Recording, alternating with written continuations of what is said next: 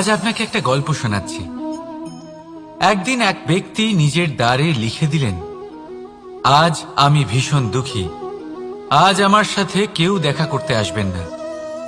কিছুক্ষণ পরে তার এক বন্ধু এলো, সে সেই লেখা পড়ল, তাও গিয়ে তার সাথে দেখা করল। সে বলল, আমি লেখাপড়া জানি না, কিন্তু আমার বন্ধুর মনের এই বেদনা, এটা আমাকে সবসময় ডাক দেয়। এরাই হলো আসল বন্ধু। কোনো কারণে আপনি যদি দুঃখ পান, কোনো সমস্যার সমাধান না বের করতে পারেন, এই সংসার থেকে আলাদা হয়ে যেতে চান, তাও এই বন্ধু আপনার সাথেই থাকবে। সমস্যার সমাধান না দিতে পারলেও আপনার সম্বল হয়ে অবশ্যই থাকবে। হয়তো আপনার দুঃখ কম করতে পারবে না, কিন্তু আশার আলো অবশ্যই দেখাবে। যখন আপনি সংসারের থেকে আলাদা হয়ে যান, তখনও আপনার সাথে যুক্ত থাকে আপনার এই বন্ধু, আসল বন্ধু। এবারে আমরা মানুষেরা বড়ই বিচিত্র। তারা সব সময় যে কোনো জিনিসের মাহাত্ম্য দুবার বুঝতে পারে। এক, তা পাওয়ার আগে। দুই, তা হারাবার পরে।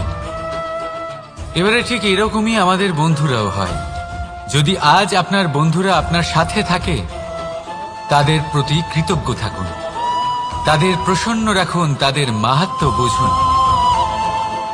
কারণ একবার আপনি এদের হারালে অনুতাপ করলেও আর এদের ফেরত পাবেন না।